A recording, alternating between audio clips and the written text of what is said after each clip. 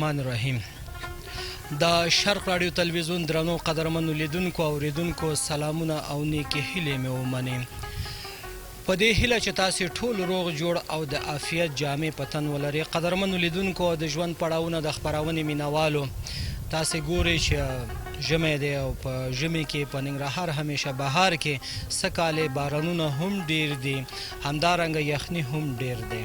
چې تاسې ولیده چې زمونږ ګڼ شمېر کورنۍ د بارانونو له امله د ډول ډول ستونزو سره مخامخ شو. قدرمنو لیدونکو د ژوند پړاوونه د خپرونې مینوالو، تاسې ګورئ چې موږ یو ځل بیا قصبې ته راغلي یاستو چې دلته قصبه کې موږ د یو معیوب ورور سره د شکرالله په نوم باندې خپرونه چمتو کړې وه چې نن شپه دغه خپرونه د شرق راډیو تلویزیون د لارې نشر شوه او زموږ ګڼ شمېر هیوادوال دغه خپرونه ولیده.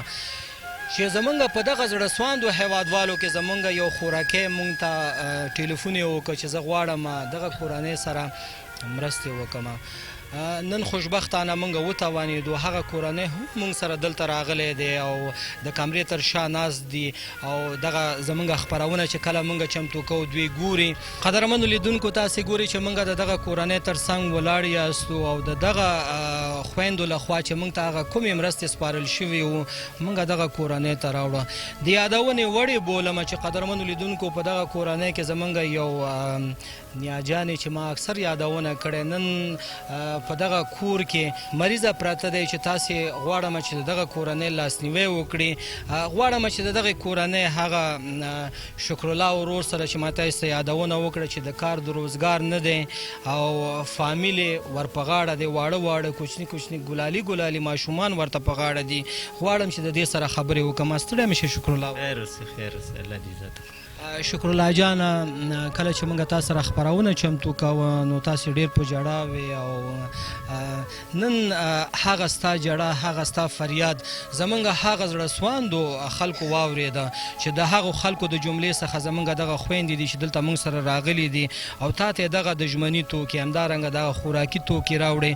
په زړه کې د څه راځي او څه ویل غواړې شکرالله؟ دوی ته د خدای اجرونه ورکړي او سره د مومن مسلمانانو او الله دې په دې ډېر ورحمېږي. خدای دې ورته همیشه دغسې ژوند او زندګي دی ته قایمه کړي چې دغسې غریبو خلکو سره کومک کوي، دی باندې د پروردګار ورحمېږي. او باقي دغه زه خپله معیبه یم، بېوسه یم، دغسې واړه واړه بچي را په غاړه دي او تاسو ښه ګورئ نو زه په دې حال یم. خوشحاله اوسئ شکرالله وروره. قدرمنو لیدونکو د ژوند پړاوونه د خپرونې مینوالو، د دغه خویندو لخوا موږ ته 3000 کلدارې هم راکړې شوي دي چې دغه 3000 کلدارې غواړم دغه شکرالله ته وسپارم چې هغه زمونږ نیاجانې چې په کور کې مریضه پراته دی د هغه نیاجانې علاج پرې وکړي. دغه 3000 کلدارې هم موږ ته سپارل شوي وو شکرالله وروره چې تا ته مو وسپارلې. قدرمنو لیدونکو د ژوند پړاوونه د خپرونې مینوالو، غواړم چې دغه خورجانې نه هم یو 2-3 خبرې واورم چې دی هم په خپرونه کې یادونه کړې وه چې زه مریضه یم، همدارنګه کورنۍ مې هم لوی دی، واړه واړه ماشومان راته په غاړه دي، پردی کورونو کې کار کوم. دغه خورجانې نه هم یو 2-3 خبرې اورو. ستړی مه شې خورجانې؟ خورجانې، نن تاسې سره د موږ دغه خویندې راغلې او ستاسې هغه حالات یې د تلویزیون د لارې ولیده او تاسې سره نن دغه مرستې وکړې. څه ویل غواړې خورجانې هغه خویندو ته چې موږ سره راغلي دي؟ د دې هغه کورنۍ نور غړي به تا ګوري د شرق راډیو تلویزیون د لارې، په لوړ اواز موږ سره خبرې وکړه او په زړه کې د څه راځي څه ویل غواړې خورجانې؟ زه وایم چې خدای دې دغه خلکو سره ډېر ښه وکړي، د دنیا خو دې خدای دوی سره وکړي، دوی په موږ ورحمېده، په دوی دې الله ورحمېږي. زما بچي دستي غرمې ته حیران دي، د سبا مې دا ښځې نه وړه قرض راوړي، دغه ماشومانو ته مې پخ کړې ده چې زما په دې کور کې دا 3 میاشتې وشوې چې وړه نشته، زما سره دونه پیسې نشته چې زه ورته وړه ځان ته دې خپلو بچو ته والم. اوس خو به د یو څو ورځې په مینه په محبت په خوشحالۍ د خپلو ماشومانو سره تېرېږي.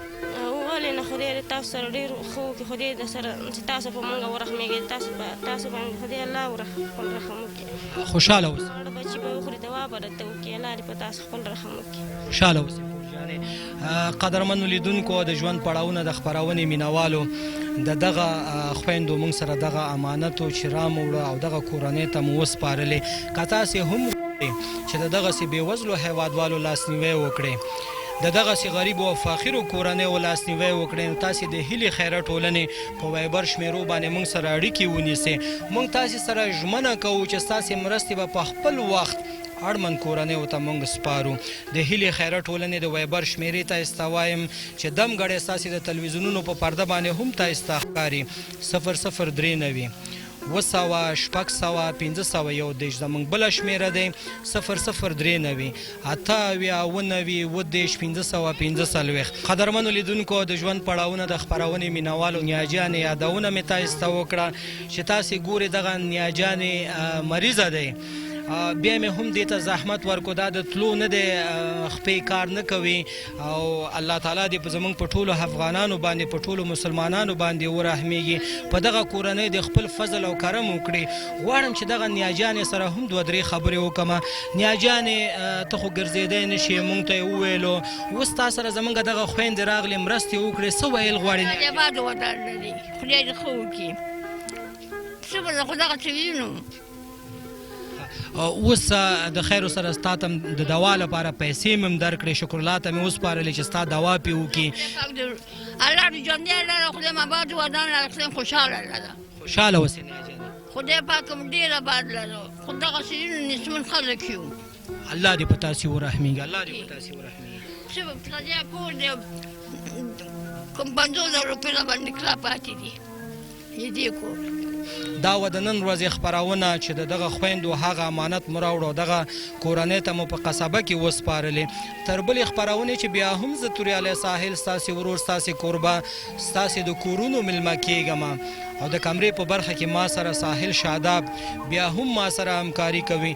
تاسې په لوی او بخونکي خدای سپارم د تلپاتې او سوکاله او باثباته افغانستان په هیله لوی الله مو مل شه. شکرالله وروره خدای په امان خدای په امان خدای په امان خورجانې